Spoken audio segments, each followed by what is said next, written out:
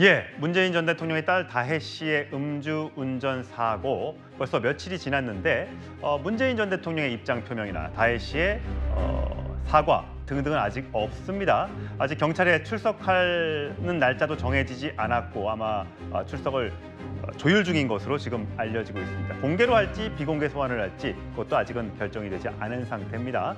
자, 문다혜 씨 사고를 낸 후에 파출소로 갔죠. 경찰과 임의 동행하는 모습 보여드린 적이 있었는데 파출소 CCTV에 인근 CCTV에 문다혜 씨가 조사를 받고 나오는 장면, 들어가는 장면이 추가로 확인됐습니다.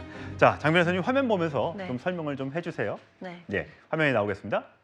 예, 그렇죠. 지금 아마 문다혜 씨가 그 당일에 이제 파출소에 임의 동행을 했다라고 하거든요. 예. 그래서 이제 경찰서에 같이 가서 아마 그 후에 나오는 화면이 1시간 정도 후에 찍혔다. 예, 저게 들어가는 장면 그렇죠. 3시 6분이네요.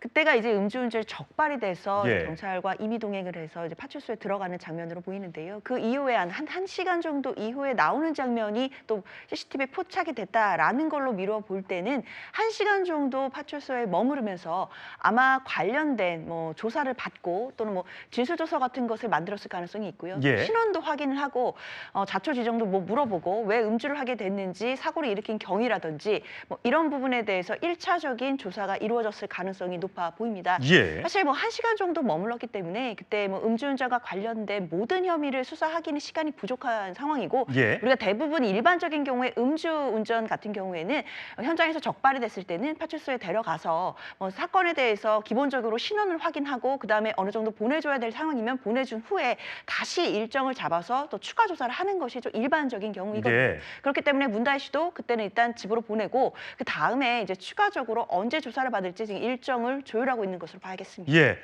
어쨌든 제가 영상으로 여러 번 보여드렸습니다만 어쨌든 3시 5분경에 캐스퍼 차량이 파출소에 도착하고 그 다음에 문다혜 씨가 누군가 끌고 왔겠죠?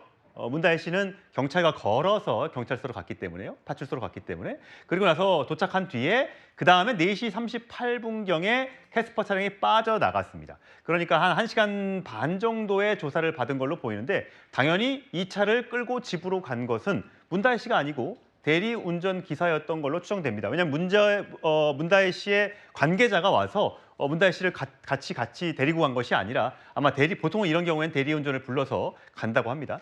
자, 윤기찬 위원장. 사실 이게 대리운전 불러서 갔으면 됐잖아요. 어차피 이렇게 해서 4시 반에 불러갔는데 왜 안 불렀을까라는 생각이 들어요. 근데 저는 몇 가지 조금 의문이 드는 부분은 그 공사 현장 옆에 주차를 7시간 해놨잖아요. 그렇죠. 그러니까 처음 가신 것 같지는 않아요. 거기에 그 현장 주차 장소도 알고 주차를 해놓고 나서 여러 이제 음식점을 돌면서 음주를 하셨단 말이에요. 그렇기 때문에 그 해당 장소에 처음 간 느낌은 없다. 두 번째는 저렇게 새벽에 그 파출소 가가지고 1시간 정도 조사를 받은 것은 사실 수사 정도는 아닌 것 같고요. 통상은 진술서를 작성합니다. 간단하게 진술서 쓰고 보통 파출소에 수사를 진행하지는 않기 때문에 진술서 쓰고 여러 가지 확인한 이후에 이제 귀가 조치를 하거든요. 예. 그런 취지인 것 같고 말씀하신 것처럼 대리기사를 분명히 불렀을 수 있는데 또 하나는 같이 동행했던 분이 혹시 대리기사를 불러주시면 좋았는데 네. 그런 절차 없이 갔기 때문에 좀 아쉬운 부분이 많이 있죠. 예. 사실 저렇게 혼자 나와서 두리번 거리기도 하고 표정도 지금 자세히는 보이지 않습니다만 얼핏 보기에는 많이 취해 보이는 것 같지 않은데 걸음걸이를 봤을 때는 아무래도 남의 차를 문을 연다거나 전봇대에 기댄다거나 또 이렇게 자기 차에 앉아서 얼굴을 감싸는 모습 등등이 영상에 고스란히 찍혔기 때문에 많은 분들이 많이 마셨구나, 엄청 취했구나라는 거를 한눈에 알아볼 수가 있는 겁니다. 자, 어쨌든 성룡 대변인 이 경우에는 이제 면허 취소 수준이 나왔으니까 이제 면허가 박탈되는 거잖아요. 다시 이제 재취득을 해야 되는 기간도 지금 걸리는 거죠. 음주운전에 대한 처벌 규정이 굉장히 강화됐죠. 지금 저 사건 같은 경우는 그 택시 운전사가 어쨌든 경상이라고 하지만 상해를 입었다고 하지 그렇죠. 않습니까? 그러면은 단순히 도로교통법상 음주운전만 문제되는 것이 아니고 특가법상 위험운전 치상죄에 해당합니다. 음주로 인해서 정상적인 운전이 곤란한 상태에서 차량을 운전해서 사고를 일으킨 경우 아닙니까? 그렇게 해서 상해를 입혔기 때문에 위험운전 치상죄에 해당하고 조속히 조사 받아야 돼요. 지금 일반인 같은 경우는 사실 뭐 다음 날이라도 전화해서 출석하라라고 통보를 하고 그 당사자는 이미 출석하고 이런 식으로 이루어졌을 것 같은데 네. 저게 뭐 사실 복잡하고 그렇게 어려운 사건도 그렇죠. 아니거든요. 예. CCTV가 이제 다 확보를 했고 제가 봤을 때는 지금쯤이면은 피해자 진술도 확보하지 않았을까 싶은데 조사하기 어렵고 복잡한 사안이 아니니 차일피일 끌 이유가 없고 빨리 조사받고 기소하고 이렇게 되는 것이 맞다고 봅니다. 저게 혹시 정상 참작 같은 것도 있어요? 음주운전에 만약에 엄청나게 심적인 고통을 받아서 뭐 술을 마셨다든지 뭔가 집안에 큰 일이 우환이 있어서 뭐 마시고 했다든지 뭐 이런 게 혹시 참작이 되는 것도 있습니까? 그 보통 사람들은요 수사를 받거나 무슨 뭐 이렇게 경찰 조사를 받거나 검찰 조사를 받는 상황이 된다고 해서 술은 마실지언정 아무나 그렇게 음주운전을 하지는 않습니다. 예. 어쨌든 문다혜 씨 출석을 하기 위해서 변호사를 선임한 걸로 지금 알려지고 있습니다. 자, 김진욱 전 대변인, 이 변호사의 신원이 혹시 나왔습니까? 글쎄 뭐 제가 듣기로는 지금 그 변호사를 선임을 했는데 그 예. 변호사는 문다혜 씨가 지금 전 남편 서모 씨에 대한 그 특혜 채용 의혹과 예. 관련돼서 지금 이제 검찰 조사를 받아야 되는 상황이기 때문에 그때 선임했던 변호사가 이 건도 같이 하고 있다 이렇게 얘기를 들었는데 그 건은 정확한 건 좀- 문다혜 씨는 참고인이죠. 그렇습니다. 예. 근데 뭐 참고인이지만 압수수색이라든지 이런 강제 조사를 한 걸 보면 결국은 문 전 대통령을 뇌물죄로 기소를 하고 그 과정 속에서 다 같이 이렇게 참고인이 피의자 신분으로 전환될 수도 있는 그런 상황이기 때문에 그 부분 봐야 될 것 같고요.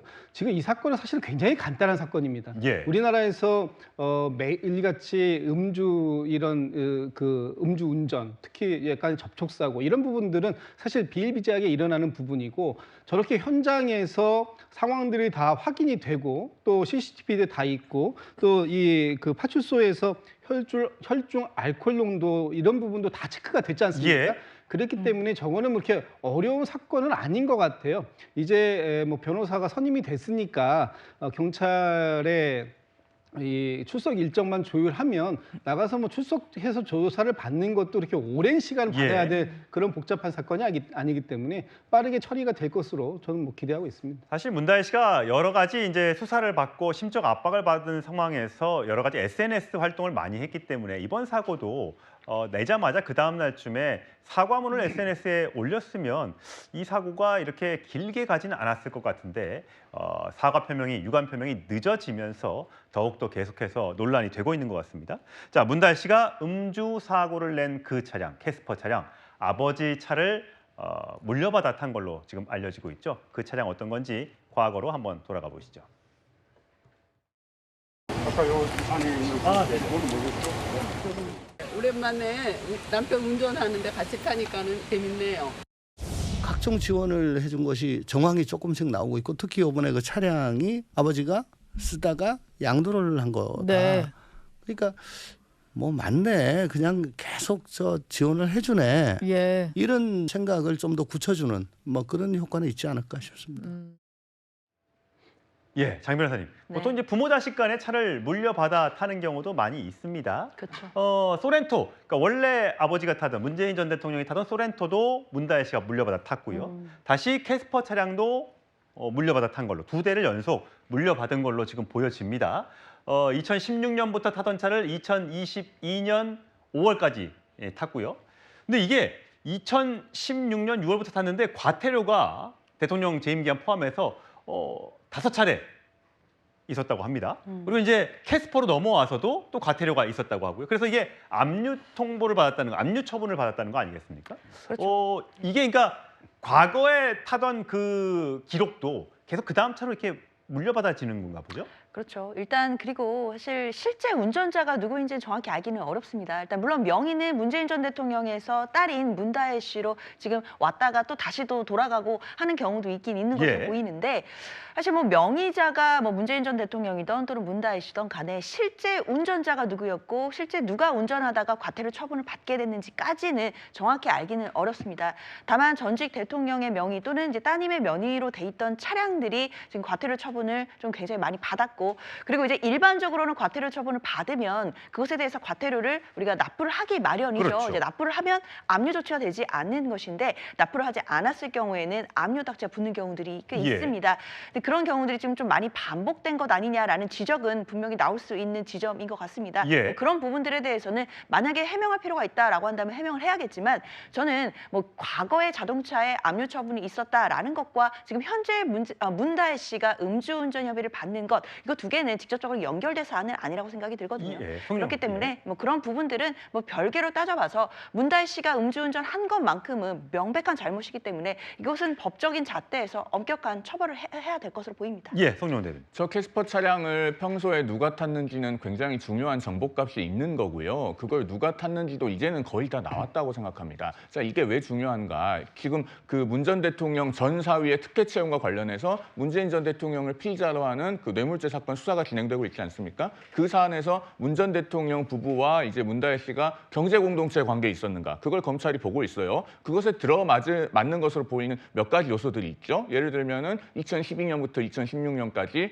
그 서울 구기동 문다혜 씨 명의의 빌라와 문 전 대통령의 양산 자택을 서로 맞바꿔서 생활했습니다. 그리고 나중에 태국에서 돌아오면은 문다혜 씨는 청와대 관저에서 같이 살죠. 그리고 또 문 전 대통령 측의 해명이 뭡니까? 문재인의 운명이라고 하는 책 인세 1억 원이 원래 사실 인세면은 문 전 대통령 몫이잖아요. 예. 근데 문다혜 씨한테 갔단 말이에요. 이런 것들을 더해서 문 전 대통령 이름으로 된 차량도 평소에는 문다혜 씨가 타지 않았느냐는 겁니다. 그런데 저는 이게 왜 지금 누가 운전했는지가 거의 나왔다라고 표현을 하냐면은 자, 2007년 9월에요. 손학규 마티즈 사건이라는 게 있었습니다. 당시 손학규 그 대통합민주신당 대선 경선 후보가 대선 경선 일정을 중단하고 잠행을 시작했는데 집에서 자기 부인하고 경차 마티즈를 타고 나가서 굉장히 화제가 됐어요. 자, 문 전 대통령이 한 번이라도 저 캐스퍼라고 하는 경차를 직접 타고 다녔으면 목격이 돼서 굉장히 화제가 됐을 겁니다. 김정숙 여사가 탔어도 마찬가지로 화제가 됐을 겁니다. 그런데 집 앞에 유튜버들이 진치고 있으니까 5천만 원도 직접 송금하지 못해서 제3자에게 부탁했다고 하지 않습니까? 그러면은 문 전 대통령 명의로 저 캐스퍼가 되어 있던 기간에 저걸 누가 탔겠습니까? 과태료는 누가 부과를 받았겠고 그다음에 2번 사고 이력도 있다고 하죠. 그 사고는 누가 운전할 때 냈겠습니까? 근데 그건 불법은 아니잖아요. 그러니까 아버지가 불법은 타는 차를, 아닌데 예, 보험을 같이 들으면 되니까. 불법은 아닌데 경제 공동체라고 하는 것은요. 쉽게 말하면 지갑을 같이 쓰는 겁니다. 집도 바꿔가면서 살고 태국에서 돌아오니까 청와대 관저에서 생활하게 해주고 생활비도 과거에 상당 기간 지원을 해줬다고 하고 그다음에 또 그 차량도 이렇게 사실은 본인 명의로 취득해서 딸이 다 타고 다닐 그런 생활 공동체의 관계에 있었으면 이것이 점점 경제 공동체에 들어맞는 요소를 강화시켜주는 것 아니냐는 것이죠. 네. 어쨌든 여기에 대해서 왜 문재인 전 대통령이나 문다혜 씨의 입장 표명이 없느냐 뭐 얘기가 계속해서 나오고 있죠. 자, 조국 대표 독립된 성인인데 이건 스스로 처벌받고 책임지면 되는 것 아니냐. 대통령 사과까지는 굳이 할 필요가 있겠느냐라고 선을 걷는데 이 발언 때문에 재조명된 일이 있습니다. 화면으로 같이 보시죠. 문다혜 씨는 이제 독립한 성인 아닙니까? 자신이 잘못한 것에 대해서 자신이 책임져야죠. 청와대에서는 이제 법 위반은 없다 이제 이렇게 얘기를 하고 있는데요. 공감 능력이 굉장히 떨어진다고 생각합니다. 독립생계자가 왜 청와대 관저에 사느냐. 이제 이거에 가장 국민들이 지금 불편해하는 부분입니다. 심지어는 이제 아빠 찬스다 뭐 이런 좀 비난까지 있기 때문에 그게 아빠 찬스라 하는 부분에 대해서는 저 개인적으로는 동의하기 어렵다. 좀 과하다고 생각하고요. 스스로 문제를 풀어야죠. 예, 김주전 대변인. 세금으로 운영되는 청와대에 미성년자도 아닌 대통령 가족이 함께 사는 게 맞느냐라는 주장을 국민의힘이 하고 있는 것이고 2021년 얘기입니다. 이제 부모님과 함께 사는 것까지 트집을 잡아야 되느냐.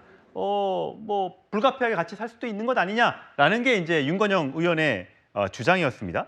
어떠세요? 당시의 상황을 좀 볼 필요가 있는 것 같아요. 2021년도면 문다혜 씨가 태국 생활 한 2년여의 태국 생활을 이제 정리하고 들어와서 전 남편인 선무 씨와 이제 이혼하고 그런 상황에 있었던 상황이고요. 그 상황 속에서 그 이제 아이와 두 사람이 그 해외에서 거주하면서 있었던 그런 불안감이랄지 또는 이 가족이 이제 분리가 되는 그런 상황들 속에서 어느 정도 이 부모님에게 좀 의지할 수 있는 그런 부분들까지 뭐라고 할 수 없는 거 아니냐 하는 것이 이제 당시 윤건영 의원의 이제 지적이었던 것 예. 같고요. 이제 뭐 이 일반적인 성인이다 하더라도 가족에게 감당할 수 없는 고통이 있었을 때 그 고통을 일시적으로 함께 할 수 있는 그런 부분들은 뭐 우리 사회에서 통념적으로 이해될 수 있는 부분 아닌가 저는 뭐 그런 생각이 듭니다. 근데 보통 정치인들이 꼭 이제 특히 고위공직자들 재산 공개하라고 하면 독립생계를 이유로 뭐 자녀나 뭐 이런 사람들의 재산을 공개 안 하잖아요. 같이 살았으면 그런 것도 공개해야 되는 것 아닙니까? 혹시? 그래서 제가 지금 당시 21년도에서 이제 22년 그 5월까지 대통령직을 하시는 기간 동안 예. 공직신고에서 이 자녀 문다혜 씨의 어떤 이 그 재산 신고 이런 부분들을 어떻게 했는지 제가 지금 아는 바가 없어서 말씀드리진 못하겠습니다만 일시적으로 그 부모님의 집에 그 거주하는 것과 예. 그 집이 이제 다만 집이 일반 집이 아니라 청와대의 관저였다라는 예, 그렇죠. 것이 좀 다를 뿐인데 예. 거기에 했다고 해서 그 자녀가 가지고 있는 재산상의 것까지 같이 그 공개를 해야 할 필요가 있는가? 정말로 독립생계의 부분에 있어서 저것이 만약에 공개가 된다면 그거야말로 말맞다나 이 경제공동체의 개념으로 갈 수밖에 없는 거 아니에요? 예. 그렇기 때문에 이 부분까지 이렇게 얹어서 얘기하는 건 좀 과한 측면이 있다. 저는 그렇게 그렇다. 생각합니다. 예, 윤기찬 부인. 근데 그건 약간 의미가 있는 것이 그 당시에 아마 문재인 대통령께서 독립생계를 이유해서 고직업을 했잖아요. 근데 그게 알려졌다면 저 부분도 비판을 더 받았을 것이 2019년도에 다세대 주택을 7억 원에 구입을 합니다. 갖고 있는 거예요. 임대 났을 거 아니겠어요? 그러니까 임대 수익은 거기서 나오고 본인은 청와대 들어가서 살고 뭐가 안 맞잖아요. 예전에 김의겸 의원하고 비슷하지 않습니까? 본인은 투자해가지고 집을 팔아서 뭘 사놓고 본인은 관사에 들어와 살고 이런 식의 어떻게 보면 본인은 본인의 이득은 취하고 본인이 거주는 세금으로 거주하고 그러니까 비판의 관점이 커졌을 수 있다는 거죠. 그러니까 그럴 리는 없겠지만 문 전 대통령께서 그런 비판에 직면하기 싫으니까 독립생계를 위해서 고직업을 한 게 아니냐 이런 오해가 있는 겁니다. 예. 예, 문재인 전 대통령의 딸 다혜 씨의 음주운전 관련된 내용 짚어봤고요. 다음 주로 가보겠습니다.